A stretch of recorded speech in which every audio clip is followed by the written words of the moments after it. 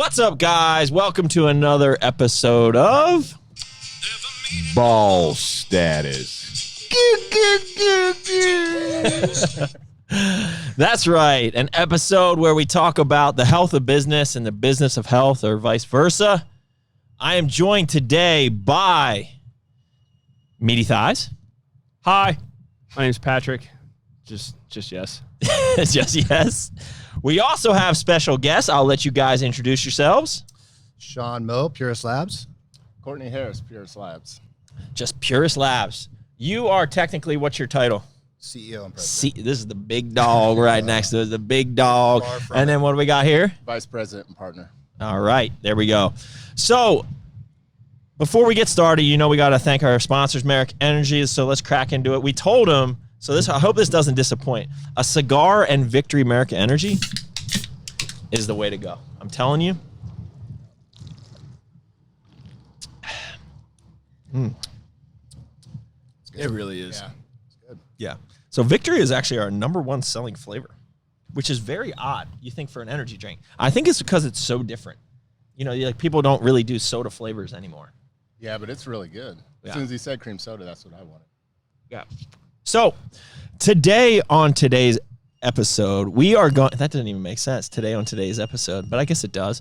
So last episode, we went through our origin story.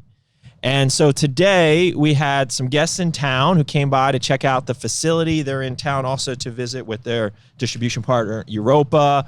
And we figured it was a good opportunity to give them a chance to tell their story.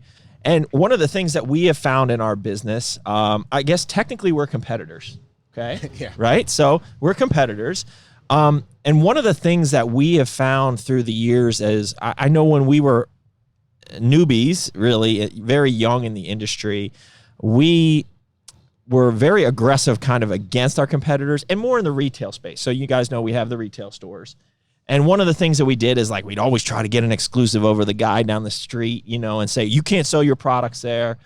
And there was a period of time where we did that. We tried to, you know, like maintain like exclusivity. We kind of wanted to be a little bit more cutthroat in that aspect. And we kind of flipped the switch. It was like an overnight epiphany that at the end of the day, one of our core values is building community and building relationships. And that should also, and serving people, and that should roll over into the way we actually do business with our competitors as well. And since that, this is probably what, 5-6 years ago? I was still in the retail stores. Yeah, No. 2017. So about 5 years ago, we took the approach that we're going to actually help those people. And so since that time, we have helped literally our competitors. Like we will help them. We will help them get product. We will help them with advice. We will talk to them about POS systems. We will do all that. And that carries over into the brands. We literally welcome anyone, any brand owner with open arms to our facility, because at the end of the day, we clearly do not know everything. We mess up stuff all the time. We're great at messing stuff up, and we're also great at figuring things out. And so that is why we open our door. And so we welcome you guys here. We hope you have a good visit here. And I think this is a good platform for people to learn about your brand. Again, we don't view them as competitors. We feel that we could learn something from them, and maybe they could learn something from us. And there's a big enough space in the dietary supplement world that maybe we can work together. You know, maybe we can work together to put great products out to help other people. And that's really what it's all about. So with that intro and kind of like the background on why we do these things, I'd like to know a little bit more about your story. I know the bare minimum of Purus. Like I know back in like early teens when we had it in like the nutrition corner, like Arlington, I remember a lot of their products flowing through them, but I don't really know much about the story. And I know you guys all have, you two individuals have your own story and what got you there. So maybe we can start there and then see where this takes us. Sure. Yeah, I mean, I think that it kind of goes right with what you're saying as far as working together rather than being competitors. I apologize for just blowing my smoke all over you. So that's just part of it. Courtney and I both come from distribution. Going a step farther back, I started in the gym business. So I was kind of on the retail side. I've always kind of grown up with health and fitness. Started working in a gym at 18, right out of high school, really just to get a free membership, and kind of did everything along the way there. I did sales, personal training, front desk, just whatever the task was that was needed, but kind of got a taste for supplements there.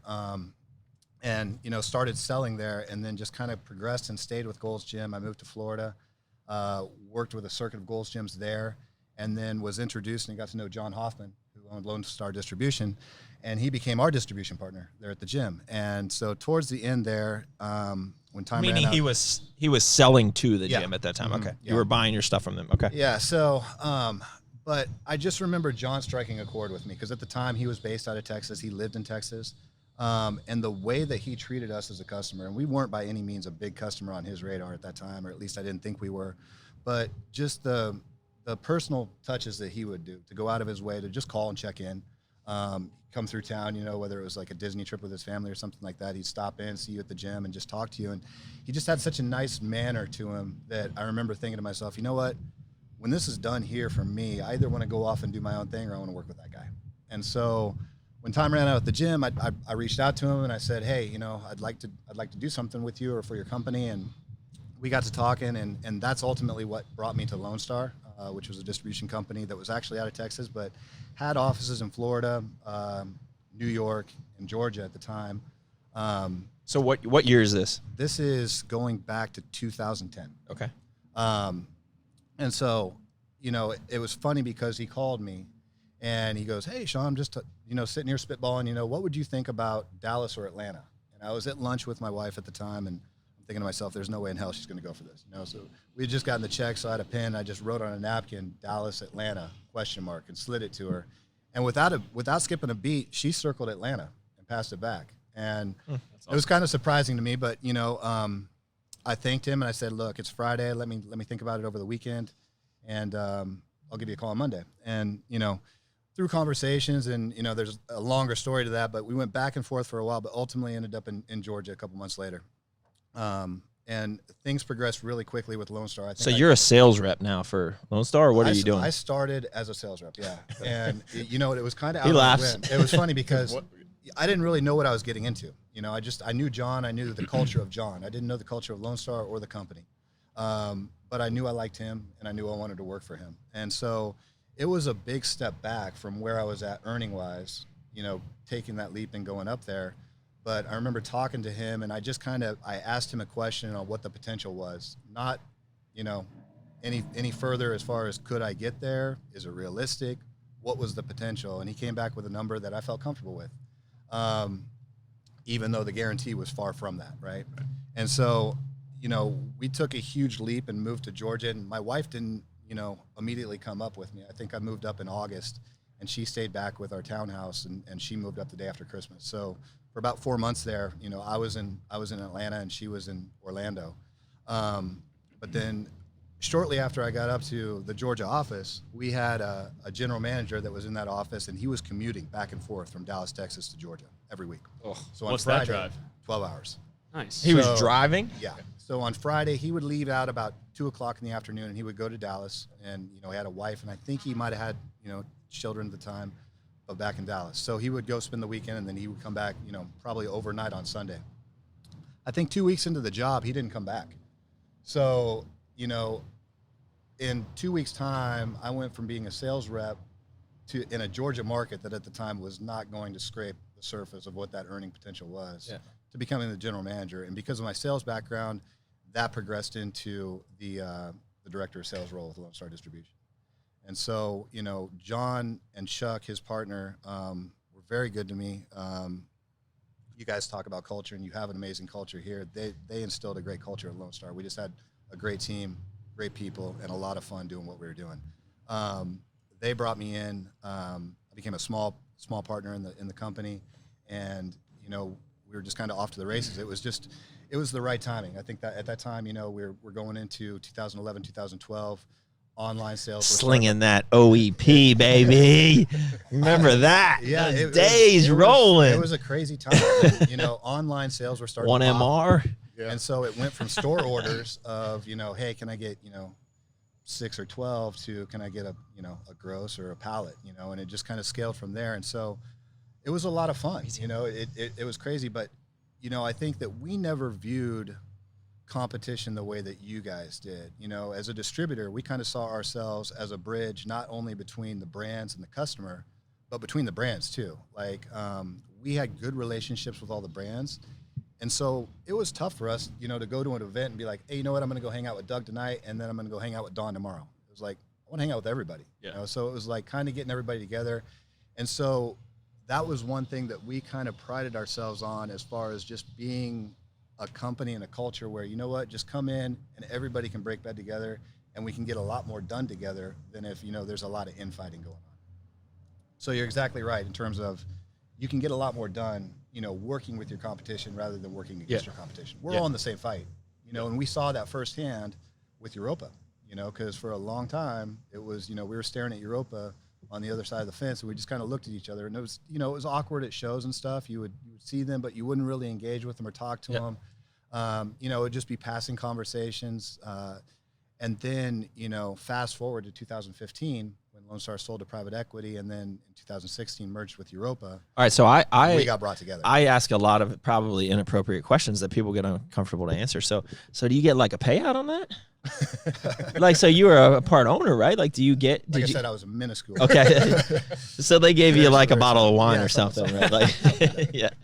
Okay. All right. Anyways, keep going. So I mean, you know, it switched from, we were competitors, fierce competitors, I guess you could say, with Europa, to now becoming one company, you know, and I think that was the way it was branded, was one team.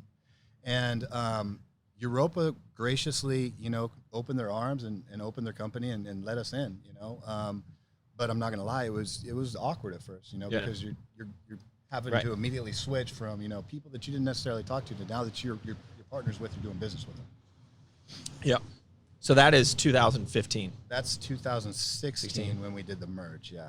And so then, how do you fast forward? How do you get to Purus then, or was there another step in after Europa? So yeah, I was with Europa. I stayed on there for a year as one of the directors with Rick and Justin. Yep. And then, you know, I was talking to Patrick about it earlier. You know, through that merge, and I'm sure that, you know, people on the Europa side got it too. You know, I think brands kind of sensed turmoil or, like, you know, an opportunity there, so they started going after reps and trying to get people. So you got a lot of phone calls and, you know, people reaching out and saying, hey, are you happy? You know, what's your next move? What are you going to do? Would you be interested? And I didn't want to, you know, as you guys know, this industry is real easy to fall in that trap of getting on the merry-go-round and trading polos, right? Yeah. And I just didn't want to have that closet full of polos. So I was very, you know, wary of that and selective if I was going to do that, you know, that I made the right choice. And Dymatize actually came along and called. And this was about a year into, you know, being on board with Europa. And so I was open to it, and I went out and met with them. And, you know, I think that the thing that attracted me to Dymatize is once I got out there, for being as big of a company as it was, they ran it very lean and very small. It was a small team. It was a great culture, but everybody wore a lot of hats. They were all, you know, willing to kind of jump in and you know, help out, do the same thing. And so it reminded me a lot of, not that I was unhappy at Europa, but it reminded me a lot of the way we worked at Lone Star. Was that before or after Dymatize sold to Post? That was after. Okay. So this is now going into early 2017. So took that position as director of sales for Dymatize and stayed on there for 2 years and have nothing but great things to say about Dymatize. It was a great company from top down, great people. But great he still left.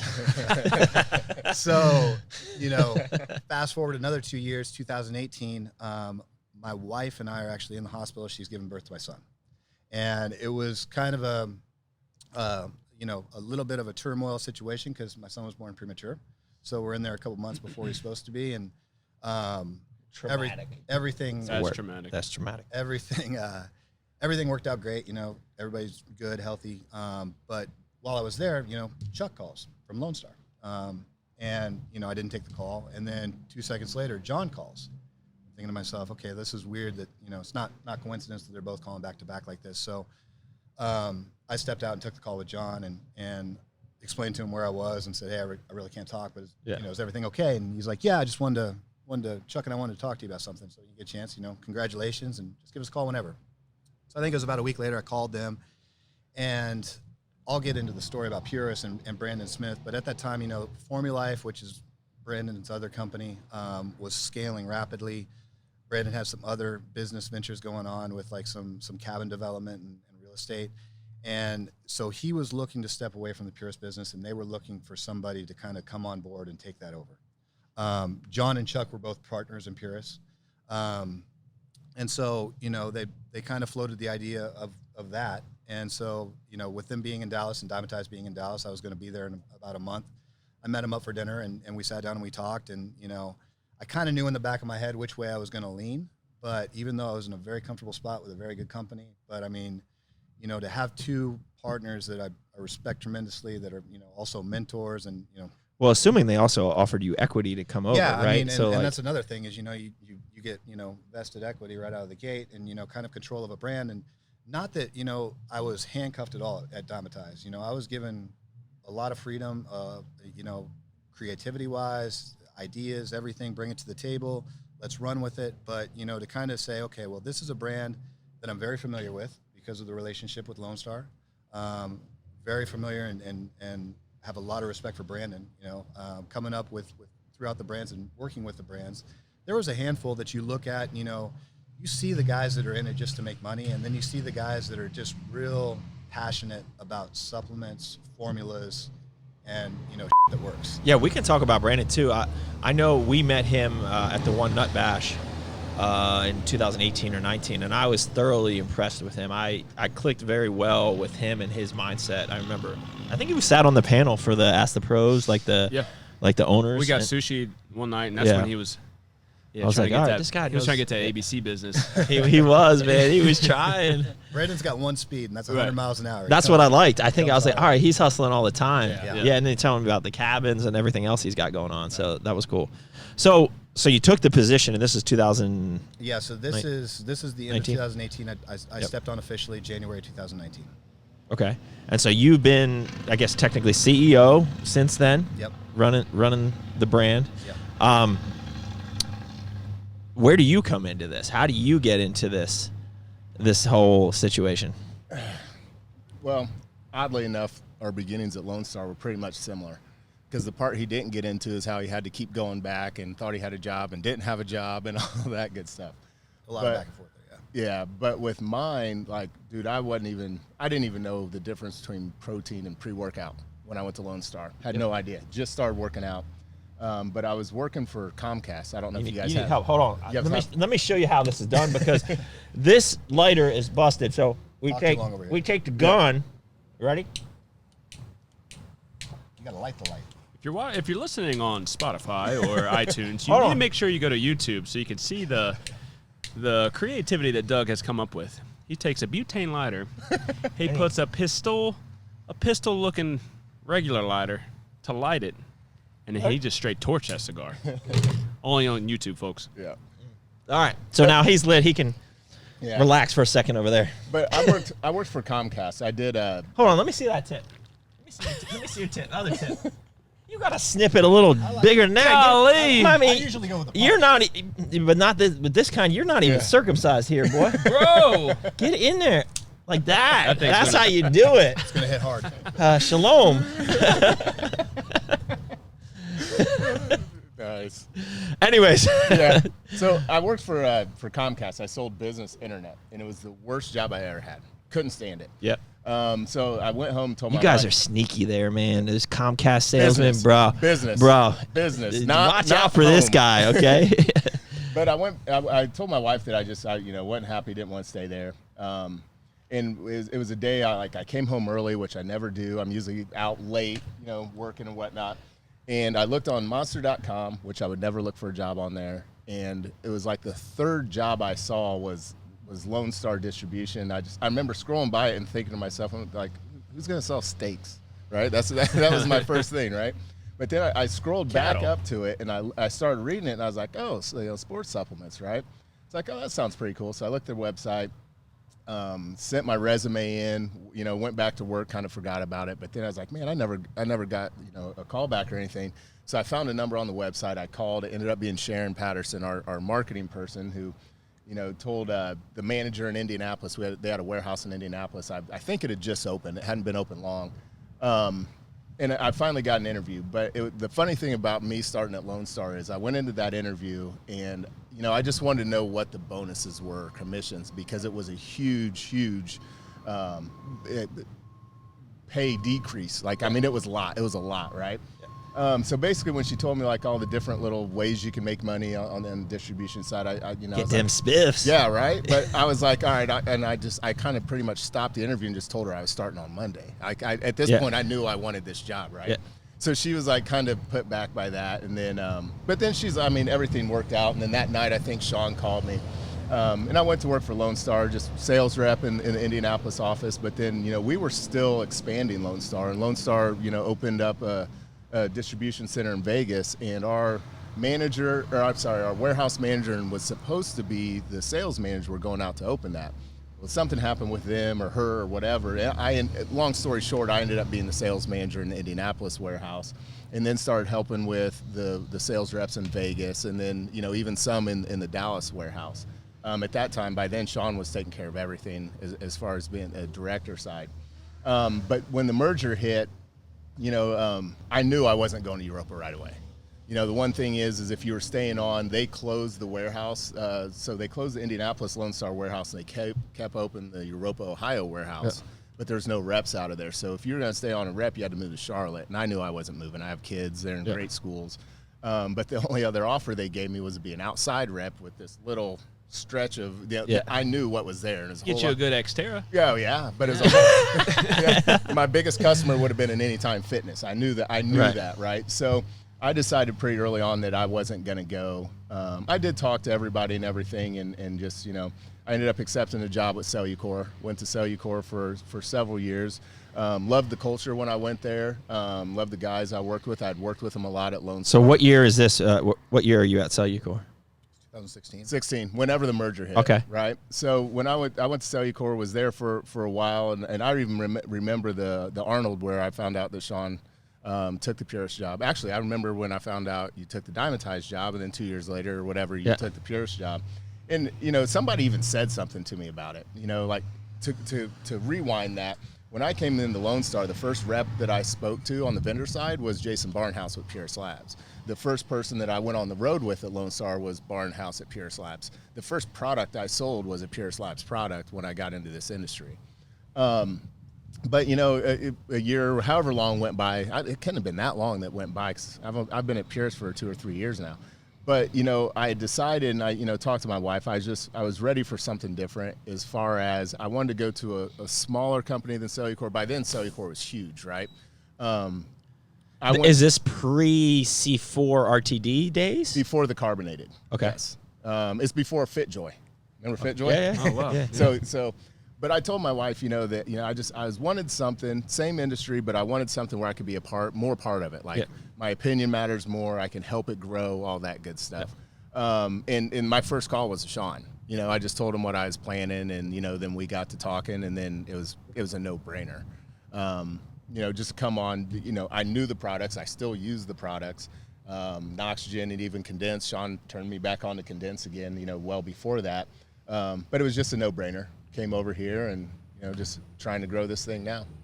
So let's talk about the actual origin of Purus, right? Because you guys were not involved in. Whoa, Nelly! We got a windstorm here in Statesville, North Carolina. I'm sidekick. Yeah. I'll just be up here holding it down. So, how did Purus start? So, ironically enough, Purus started out at distribution too. So Brandon Smith started out as a distribution rep for Lone Star. I don't know exactly how long he sat in that seat. Man, you Lone Star boys. We're all over. Yeah. But he got frustrated, and as you know, Brandon, I mean, I'm sure you can see this, but, you know, he would talk to the customers, and he didn't have in the catalog what they needed. Like, he could, you know, he's got that mind to where he could see from the store level, okay, this is what they're looking for. I don't have it to sell to them, you know, but he knew that he could make it. So he was like, you know what? Enough of this. I'm going to start my own brand. And in 2009, he started Purus Labs. So he boosted. And so what was his idea of the products that he needed? Like, what was the You know, that would be a better question, sir, for Brandon. I'm not quite sure. Brandon, open invite, Statesville, North Carolina. Good to catch up. That would be a great podcast. Yeah. Yeah. But I know that was hot and heavy in the pro hormone days. Homo. That's a hard one to say. Hot and heavy in the homo day. This got real interesting. Canceled. So I think Purus Labs canceled sales dive. just Welcome to tanked it. America. This is the day it happened. So I think that he had some big hit products with like E-Paul, Nasty Mass, Halavar. That kind of is what put him on. I do remember that in the store. So yeah, that was before my time. I think that was through Cape Cod. And that was some hardcore stuff. So Purus was doing pro hormones at the time. Yeah, that's what it was. That's the That's backbone, where right? okay.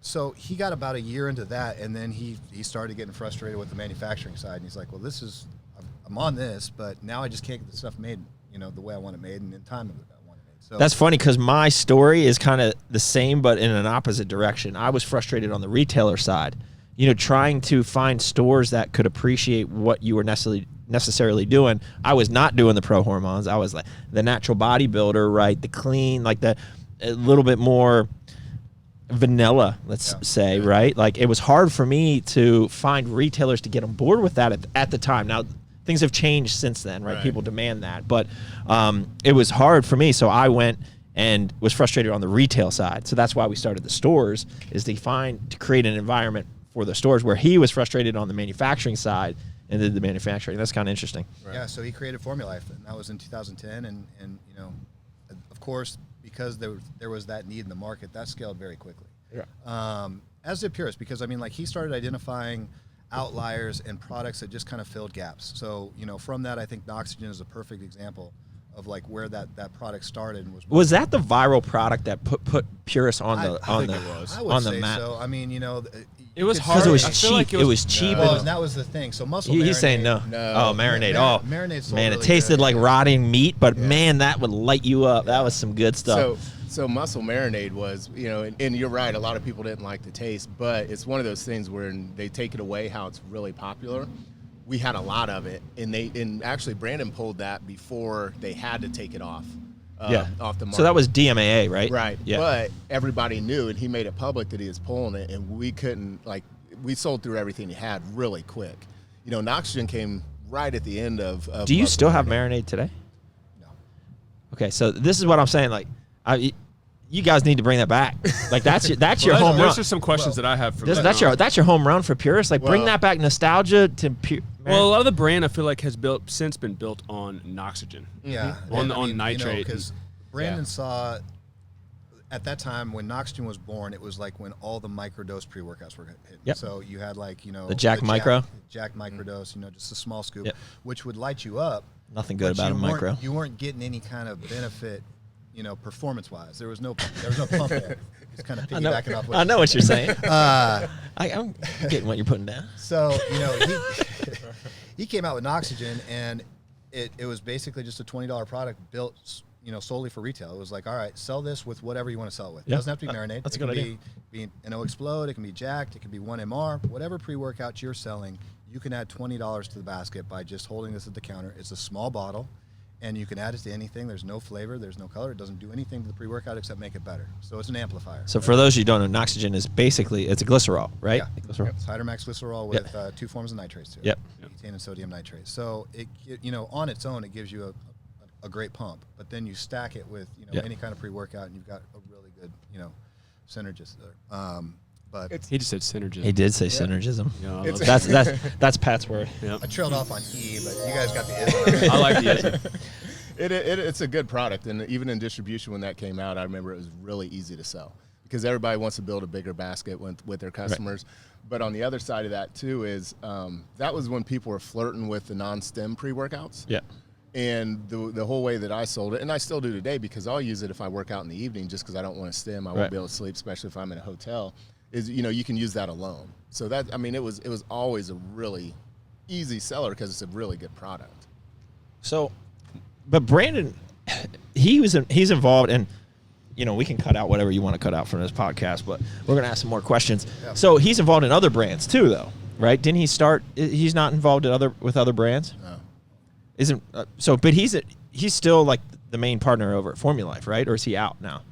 No, Formula Life just went through a sale. He's still a partner. I don't know, what the Details of that. details are of that, but they went through a sale last year sometime. Okay. So But there's he's operationally he's because I always think as a not knowing the inner workings of the relationships there, like I always see like Rise, right?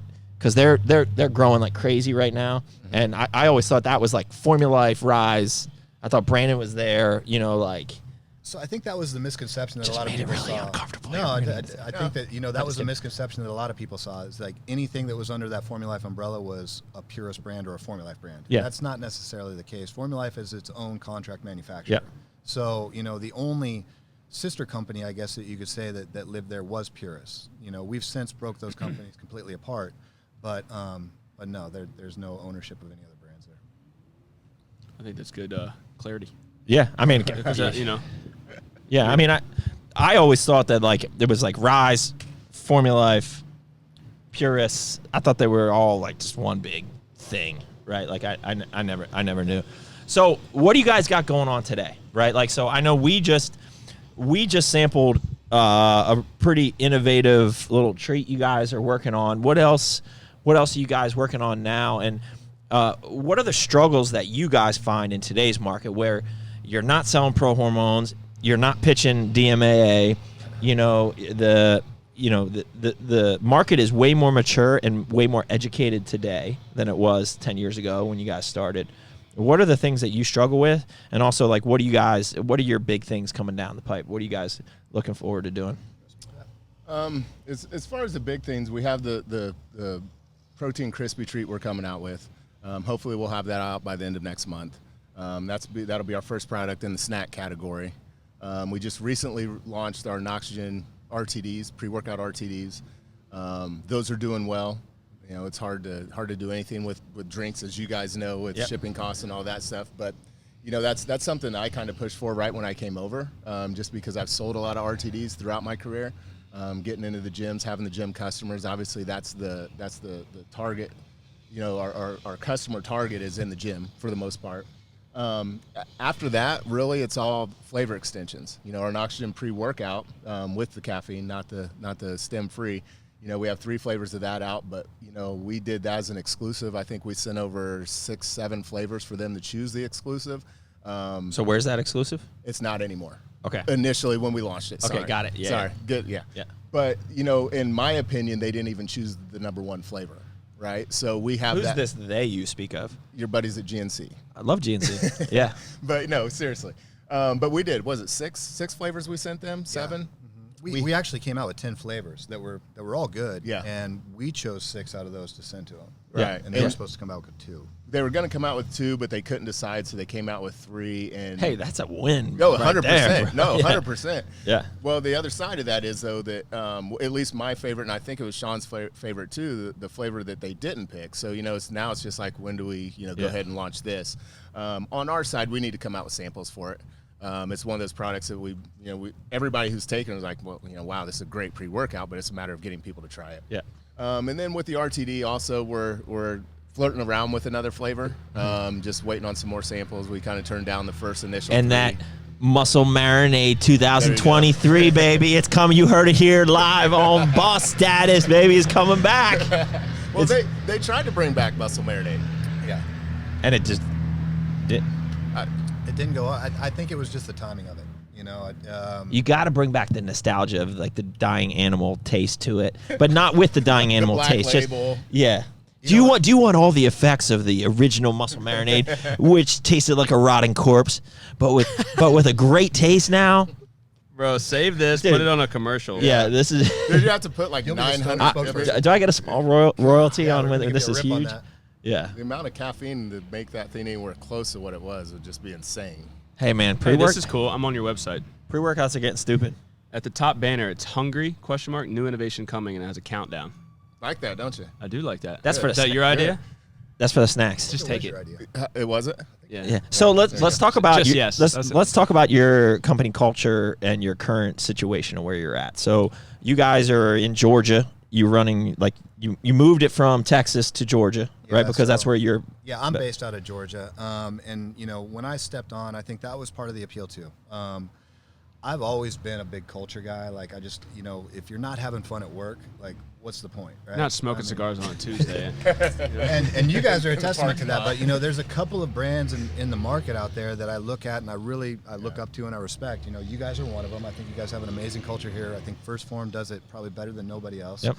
And it was like I had an opportunity to step over and take the reins of something, and not that Purus didn't have a good culture, but I was like, I didn't even know what the culture was. I was like, I just want to go and build a company. Sales will come. Yeah. But I just want to build an amazing culture with an amazing team and just have a lot of fun. Like So that's what I wanted to when sign you up for, guys so- do your, every brand has a story. We talked about it earlier. Like every brand needs a story. Every brand has a story. Like because customers they relate to the story, right? Like because they can choose whatever. Like, and maybe some brands are built on a label, right? Or just a wild label or just one product. What do you think your main, like when you're selling, when you go to the military and when you go to these big meetings that you have pitching your new products, how do you pitch your story of Purus Labs, right? Like why should I buy a Purus Labs product over a Cellucor, a Dymatize product? Like, or as a retailer, why should I partner? Right. Yeah, like, I mean, even speak to us as a Nutrition Corner buyer, right? Like, what Which I makes... hope you guys plan on stopping at Mooresville Nutrition Corner on the way. We were actually looking for one this morning. Yeah. we opened our first one in North Carolina. It's about 20 minutes down the street. Okay. Yeah. Definitely check that out. Yes, we will. So, yeah, I mean, that, like, what is your story? What is your elevator pitch, or like, what is your story that you try to get people to understand about your brand and why they should carry it? So that's not the pitch. We don't ever go in and say you should carry us over this guy or that guy. And that's something that I've always preached with all my salespeople. Don't ever badmouth another brand. Never. But I mean, just but indirectly, they're gonna want to know what makes you guys special. I think that's probably because of our distribution background, and even taking it a step further back to when I sold supplements. It was like I come at it from an angle of we just want to help. You tell me your story of what you're dealing with in your store, and I'll tell you if it's a good fit. And if it's not, Courtney knows there's been a lot of times where he's like, "Hey, this buyer is interested in this," and I just kind of shake my head and say, "I don't think that's a good fit." This happened yesterday. And it was a big account, and it Very. potentially could have been really good. And I was just like, I don't think that'll go over well, I mean, and so we'll walk away from stuff like that. But I think it's most important to establish that trust with the store where it's like, hey, look, I'm not a salesman. I want to be your partner. Yeah. So it only works for me if it works for you. So help me identify and understand your store, what your customer base is like, what they're looking for. I know that we have some products, namely Noxygen, that's going to, benefit everybody that comes through your store and ultimately benefit you too. But, I can kind of read that and help them navigate like, okay, here's our catalog, but I think you need to flip to page 3, 7, and 9 because that's probably what you want. So you're good at identifying for a retailer where you can fill their gaps and where you can be successful there. But what drives a customer to come to Purus Labs, right? Like you know what I mean? Like what is going to that's the question that's the question Vitamin Shop, that's the question GNC, this. Right. How are you driving traffic? It's not an easy question, and oftentimes it's not there's not a direct answer to it. Sometimes maybe it's just we've been around for 10 years and we got a big following. Well, at this point in time, how do you drive that traffic? What do you think is appealing to the consumer for your brand? To answer that is one thing, right? We have been around for a long time, right? And we have products that have been around for a long time that still sell well enough that we can't get rid of them. Yeah. A point in case is Condensed. We can't get rid of Condensed because our numbers are high enough that we have to keep that product. Right. As far as retailers, now GNC and Vitamin Shop, that's a hard one because you're never talking to the people in the store. Yep. As far as retailers, though, and Sean touched on it a little bit, and we talked about it last week. Coming from distribution, we were brought up in this game as consultants. Yep. Right? So when I walk in, it could be something where I know that they can't just fill a cooler up with just my products. That cooler's not going to be successful. They'll sell a few, but they wouldn't sell as much as if they put everything else in the cooler as well. Right? So when you talk to those retailers and you start talking about other brands and you start talking about other products that aren't yours, that right there, they'll immediately trust you. They can't believe that you're talking about somebody else's products. They can't believe that we're friends and competitors, but we're sitting here on a podcast together. Right? And when they realize that we're just there to help them, to help their customers, that gets that respect, and then, then they'll start talking about things. And just like Sean said too, there are some products that just aren't, you're not going to put a $39.99 recycle into a gym. Right. Like, although they'll ask for it, but maybe, Depot's the better choice, or this, let's just go with Noxion or whatever it may be. So it's really just shooting the retailer or the buyer or whoever it is straight and being honest with them. So what does your infrastructure look like? So like I find that really interesting, just the way a brand is run and the people that you have in your business. Because, for the people that listen to this podcast, know that like I'm in it for the people. Like I love our people. I love our customers, which we call clients, because we don't like to look at people as a transactional customer. Right. We want them to be a client, a long-term relationship. Right. And honestly, that is more important to me, as much as everyone knows me as like a product snob and I don't want to say guru, that's not the right word. But like what is the right word? Like an elitist. Like I only want to take the best products. Yeah. And of course everyone's gonna say there's no best products, but our products are the best, right? And if you don't think your products are the best, you're probably not putting them out. You guys think your products are the best. So that's just the way it is. But like I'm really in it for the people. So like I want to know, just curiosity, just the nuts and bolts of how does Purus operate. I mean, you two guys are probably the leaders of your organization. I'm assuming, well, you're CEO, right? You're VP. Yeah. So I'm assuming you're the leaders, but like, what does your support team look like? Do you have like a web team, and then do you do your own fulfillment? Like what does your operation look like? Do you run like really lean like we do? Like when people come here and they realize that we all sit at one table and we run 3 brands, that are crushing, like out of one table, they're like, what the heck is going on here? And sometimes we joke about it. Everyone does 5 jobs. I'm assuming you guys are similar to that.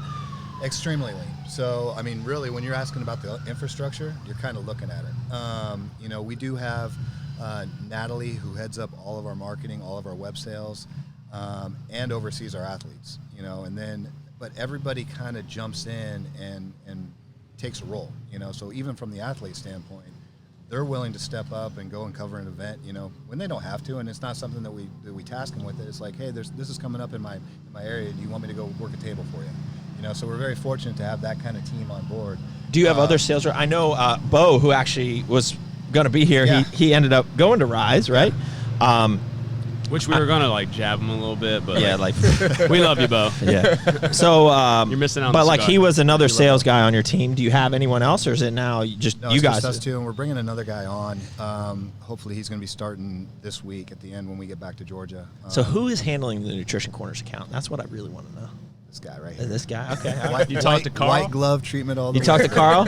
No, I friended him on Instagram though. So, Oh, that's a big so, step. So we're buddies. You might You unfriend after. we might need to talk about that after. Yeah. or followed him, I guess. Yeah. That's how old I am. Yeah. But no, I mean, we're pretty much it. We are bringing on a sales team and kind of building that out. But I mean, to that point, I think that, as a company, the more involvement that you have, the better feel that you have for, what's going on with the customers, directly with the customers. No matter how big we get or how many people we bring on, I still enjoy talking to customers. Yeah. Like I enjoy those phone calls. We do self-fulfill, so we have our warehouse right there in Georgia, and that's another thing that I like having there, because Amen, brother. not that I'm a control freak, but I do like being able to just walk out and see the orders. There's something to be said for having. So when we told our origin story, there was a period of 1 year we went to 3PL and it was a disaster. We went from the basement of Cape Cod Nutrition Corner to a 3PL in Atlanta, actually. And it was a disaster. And so there's 2 problems there. You don't see the orders. It's not passing through your hands. So you don't really have control. If you have to run out there and write a special note or fix something, like it's hard to do. And then it's just like you just lose something in terms of the culture of the brand, right? Not having your products there, you have everyone remote, and it's just like it's hard to build that culture around it. If you look at, I think all the people that have created a great culture, a lot of it is they do their own fulfillment. Yeah. So like a 3PL is always kind of mind blowing, and more power to the people that can do it. But it's usually like a rocket ship, type of deal where they have like, and we talked about this on the last podcast too, about like some hot influencer at the time is just blowing things up, and it's just like something super trendy. And then the 3PL might make sense, but having your own, there's something to be said for that. Yeah, for sure. agreed. I got a question. Yeah, go ahead. So when it comes to product innovation, when it comes to what the market trends are saying or doing as far as formulation goes. So like I sit here and I sold your products pretty well in 2015, 16, and out of the nutrition corners. But if we were stacking, man. We could put together. and that's some what I was stacks telling with that them earlier. recycle. Like, Arlington Nutrition Corner was the king of natty test boosting stacks. I'll tell you what. yeah, like recycle was getting added a ton Yeah. to some of my stacks. Carl's gonna ask for like 10 free bottles, just so you know. So he's gonna ask for all the freebies. Just. But to say to that, I've been working for Core Nutritionals at the same time, and we've had probably since that timing I'm working in the store, there's probably 4 to 5 different iterations of our pre-workout Fury, where I look at like Condense and I look at Noxygen, and then they're pretty much the exact same since when I was selling it in 2015 and 16. Yep. So I guess what do you guys say towards that? Because I mean, like, we are always trying to keep up with some of the formulation trends of the industry. You know, coming out with this new patent ingredient that's different, special, and then you have a lot of, you know, formula chasers that are looking for that next formula, you know, taken to another level. Like, and then you guys have pretty much you're consistent when it comes to like the formulations that you guys have. So, like, what do you say? What do you guys say to that? Why is it still the same? And what do you think about like the market trends of pushing formulation? So I think that going back to that question about like what is it about Purus that you're selling into the stores, I think that falls back on the trust of Brandon and the formulas that he comes out with.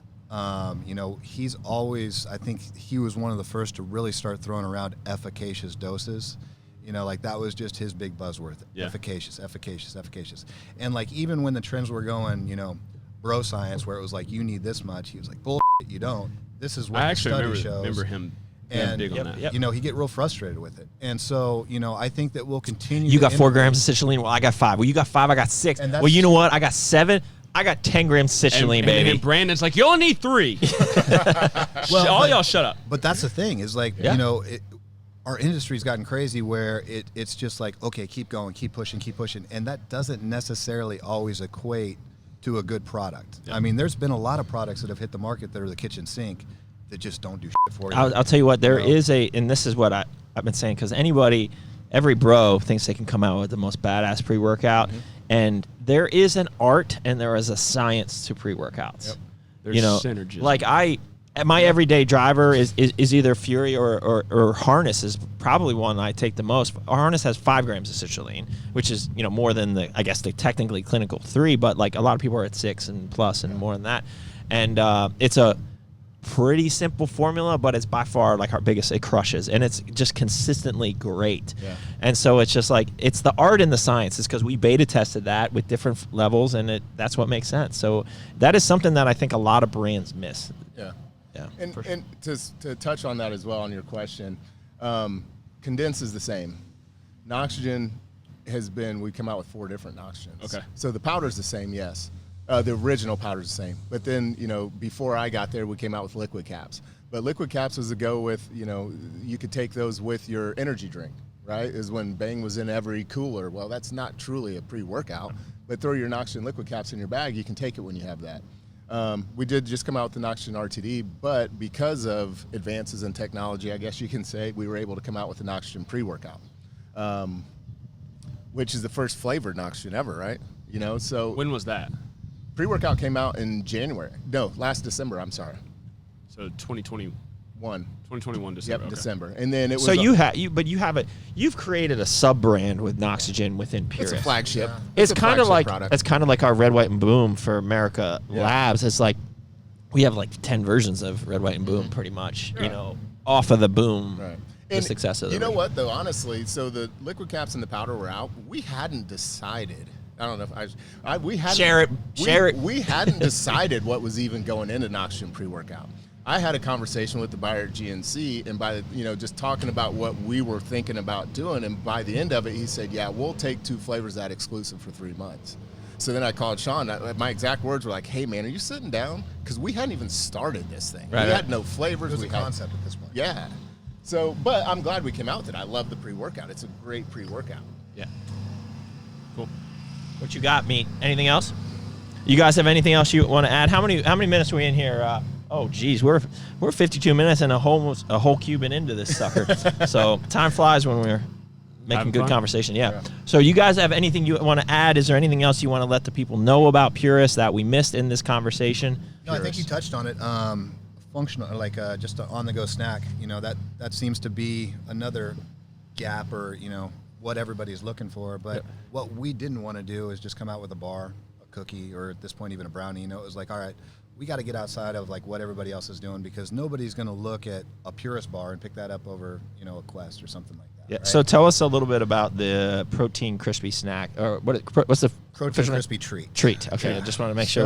So we like had macros, flavors. Can you share any of that, or is that? No, we're looking to launch that hopefully end of next month, early October. Well, according to this, According to what's the countdown? According to your 26 days, 18 hours, 5 minutes, and exactly 12 seconds. There you go. on the clock. There we go. We're on the clock. There's a countdown. Yeah. Yeah, so 3 flavors. We've got classic marshmallow, which is just your classic Rice Krispie treat. S'mores, which is going to be a crispy treat, but then also have graham cracker, chocolate chunks, and marshmallows. And then cinnamon cookie crunch, which is cinnamon based, but then also has pieces of Biscoff cookies in it. And then macros. I was really impressed with the macros. Yeah.